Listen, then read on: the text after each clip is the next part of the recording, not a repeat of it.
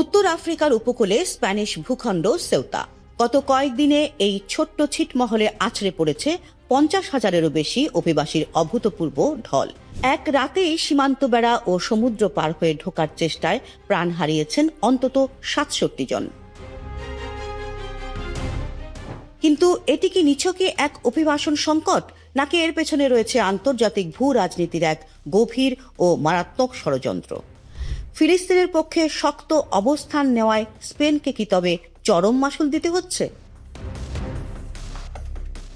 সেউতা হলো মরক্কো সীমান্তে অবস্থিত স্পেনের একটি স্বায়ত্তশাসিত অঞ্চল।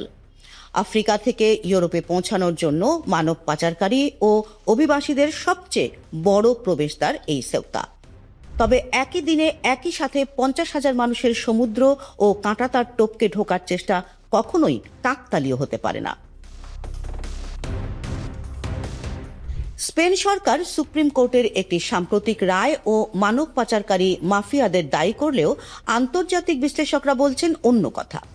তাদের মতে সীমান্ত পাহারা শিথিল করে এই বিশাল ঢলকে কৃত্রিমভাবে স্পেনের দিকে ঠেলে দেওয়া হচ্ছে। আর এই নাটকের নেপথ্যে কলকাঠি নেড়েছে মরক্কো, যাদের পেছনে সরাসরি হাত রয়েছে তেল আবিব ও ওয়াশিংটনের। কিন্তু কেন স্পেনকে লক্ষ্য বানানো হলো? উত্তর লুকিয়ে আছে স্পেনের প্রধানমন্ত্রী পেদ্রো সানচেজের ফিলিস্তিনপন্থী নীতিতে। ইউরোপের বুকে সানচেজই একমাত্র নেতা যিনি ইসরায়েলের গাজা অভিযানকে প্রকাশ্যে গণহত্যা বলে আখ্যা দিয়েছেন। শুধু তাই নয়, ইরান ইসরায়েল উত্তেজনার সময় স্পেন তাদের সামরিক ঘাঁটি মার্কিন বা ইসরায়েলি যুদ্ধজাহাজকে ব্যবহার করতে দেয়নি।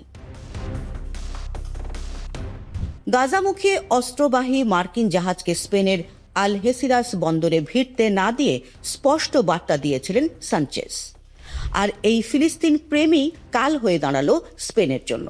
তেল আবিবের চোখে সানচেজ সরকার এখন এক বিরাট শত্রু। স্পেন যখন ফিলিস্তিনের পাশে, তখন মরক্কো হেঁটেছে সম্পূর্ণ বিপরীত পথে।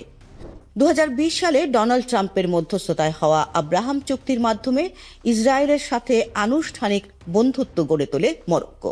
বিনিময়ে ট্রাম্পের কাছ থেকে পশ্চিম সাহারার উপর নিজেদের দখলের স্বীকৃতি বাগিয়ে নেয় তারা। এমনকি সম্প্রতি মরক্কো তাদের এক দীর্ঘ মহাসড়কের নামকরণ করেছে ট্রাম্পের নামে।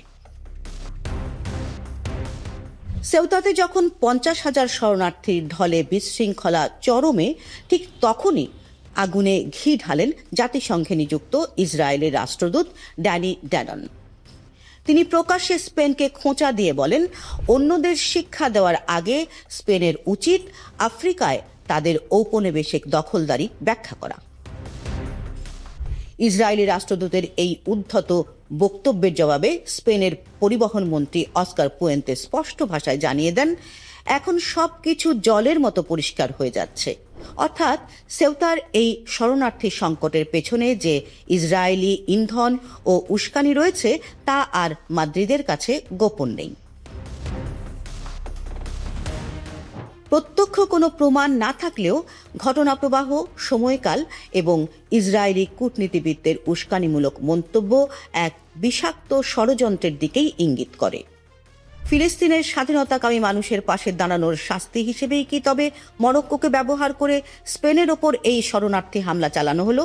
ইসরায়েল ও ট্রাম্পের এই নোংরা ভূ রাজনৈতিক খেলা কি ইউরোপের স্থিতিশীলতাকে আরও হুমকির মুখে ফেলে দিচ্ছে?